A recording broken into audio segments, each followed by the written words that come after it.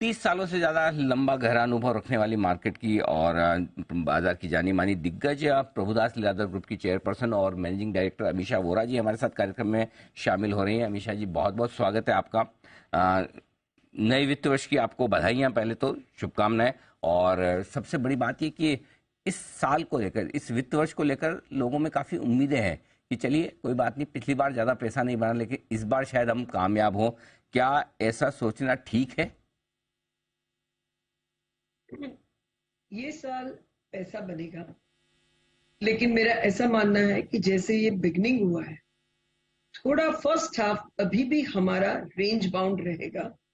And हमें जो भी इम्पैक्ट मौसम की आएगी, खेती पे आएगी, और उससे आगे पूरे इकोनॉमी में सर्कुलेशन ऑफ इनकम की आएगी, उसके आफ्टर इफेक्ट्स थोड़े देखने पड़ेंगे। एंड ईयर एंड होते होते तक अगर हम अप्रैल 24 में बैठे होंगे तो हमारे इलेक्शन आउटकम्स भी आ गए होंगे, तो वो अनसर्टनिटी अगर कोई मानी जाए तो खत्म हो चुकी होगी। तो मुझे लगता है कि बैक एंडेड रिजल्ट्स मार्केट फिर भी दे देगा। एंड इसीलिए वर्स्ट केस हमको लगता है 16,500, बट ऊपर में अगर जिस तरह से हम सोच रहे हुआ तो हमें 19,500 भी, 19,500 20,000 की रेंज भी बाय द टाइम नेक्स्ट अप्रैल में हम पहुंचेंगे दिखाई दे सकती है। 19,500 20,000 तक के लेवल्स भी अगले साल, मतलब इस फाइनेंशियल ईयर के अंत में जनवरी से मार्च 2024 के आसपास देखने को मिल सकते हैं। यानी कि यहाँ से भी तेजी तो होगी, लेकिन पहले 6 महीने आपको मौके मिलेंगे निवेश करने के। इस फाइनेंशियल ईयर में बड़ी रिस्क क्या हो सकती है मार्केट के लिए? अगर कोई खराब होना है तो क्या आपको लगता है, क्या कारण ऐसे हो सकता है? मेरे ख्याल से रिस्क यही होगी कि डिमांड थोड़ी स्लिप हो जाए, क्योंकि अगर क्रॉप अनसर्टेनिटी रहेगी, अभी भी व्हीट क्रॉप जो हमारा है वो ऑलमोस्ट 10 ईयर के लोएस्ट टॉप पे है, तो थोड़े व्हीट प्राइसेस बढ़ गए हैं, थोड़ी शुगर प्राइसेस बढ़ गई है, मिल्क प्राइसेस बढ़ गए हैं। तो ये सब क्या है, इन्फ्लेशनरी है। अभी हम देख रहे हैं कि आरबीआई कंफर्टेबल हो चुका है, यहां से इंटरेस्ट रेट नहीं बढ़ाना है, और मार्केट ने ऐसे ही सोचा है कि इंटरेस्ट रेट यहां पर पीक हो जाएंगे। बट अगर इन्फ्लेशन थोड़ा एग्री कमोडिटी को लेकर आउट ऑफ कंट्रोल जाता है, या तो उसको क्रॉप अपना कम हो जाए एल नीनो की वजह से, और उसकी वजह से अगर इनकम लेवल कम हो जाए तो कंजम्पशन थोड़ा कम हो सकता है। तो वो एक थोड़ा सा रिस्क रहेगा मार्केट में। बाकी मुझे लगता है कि because of our policies and our, हमारे जो बहुत ही स्ट्रॉन्ग मैक्रो है, India will continue to do very well. Interesting. तो आपने बताया भी कि कुछ ऐसा बड़ा खास खराब ना हो, कोई ऐसी रिस्क नहीं है, लेकिन सब कुछ अच्छा हो। जैसा सोचे कि भाई महंगाई भी काबू में आ जाए, ब्याज दरें भी और नीचे होने लगे, अगर बढ़िया बढ़िया हुआ, कंपनियों की कमाई बरकरार रह जाए, तो फिर कितनी तेजी हो सकती है? बड़ी, मतलब बुल केस सिनेरियो, कुछ बड़ी तेजी की संभावना बनेगी? बुल के सिनेरियो में मेरे हिसाब से 21-22 हजार जा सकता है, बट वो बुल के सिनेरियो ग्लोबली भी ऐसा माहौल नहीं है, इसलिए हमको लगता है कि शायद बुल के सिनेरियो अचीव ना कर पाए। तो हमने बेस केस में क्या सोचा है कि निफ्टी का लास्ट 10 साल का जो पीई है, मल्टीपल है, उसको मैं 10-12% डिस्काउंट ही दे दूं, क्योंकि ग्लोबली थोड़ा लिक्विडिटी कम हो रहा है। वो देकर भी 19,500 20,000 ईयर एंड तक जाने का एक बहुत ही अच्छा चांस है अपने लिए। तो यहां से डायरेक्शन ग्रेजुअली भी पॉजिटिव रहना चाहिए। चलिए बढ़िया। अगर ग्लोबल सपोर्ट मिले तो, लेकिन वहां से सपोर्ट मिलने की संभावनाएं कम है। अमीषा जी, नतीजों का सीजन शुरू हो चुका है, जो कुछ रिजल्ट्स आए उससे क्या संकेत मिल रहे हैं इस सीजन के लिए?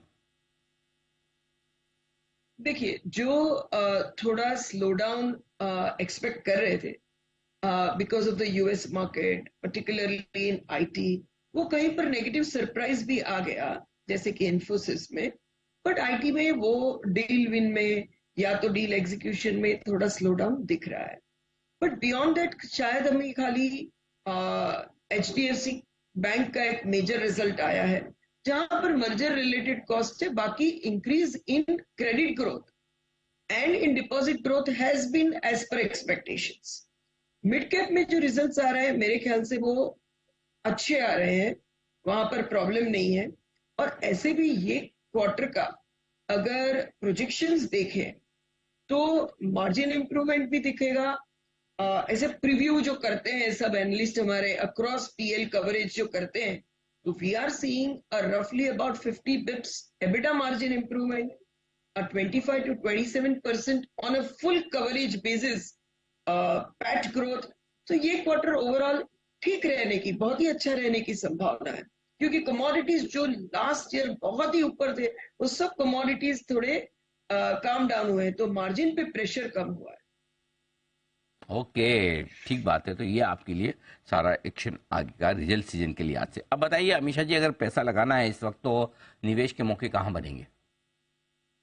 देखिए ये साल में हम देखते हैं कि कहां पर थोड़ी विजिबिलिटी अपने को ग्रोथ की ज्यादा है, तो वो देखने जाए तो अभी भी capital goods and with in that defence and other capital goods जहां ऑटोमेशन है, वो सब capital goods and manufacturing sector अभी भी यहां से विजिबिलिटी बहुत अच्छा दिखा रही है। मेरे ख्याल से ऑटो में भी डिस्क्रिशनरी स्पेंड थोड़े प्रेशर में है, but auto will continue to do well because of the new launches as also gradual improvement in product basket।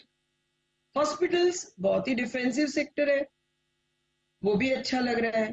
And above all मुझे लगता है कि बैंकिंग, जो हम लास्ट ईयर भी बुलिश थे, वो बहुत ही अच्छी पोजीशन में है, क्योंकि बैंकों की हेल्थ बैलेंस शीट की बहुत अच्छी है। उसमें एक ही फैक्टर एडिशनल रहता है टेक्निकल, कि अगर कंटिन्यूस एफआई का सेलिंग रहता है जैसे लास्ट ईयर रहा, तो बैंकों में सेलिंग बाय डिफॉल्ट आ जाता है।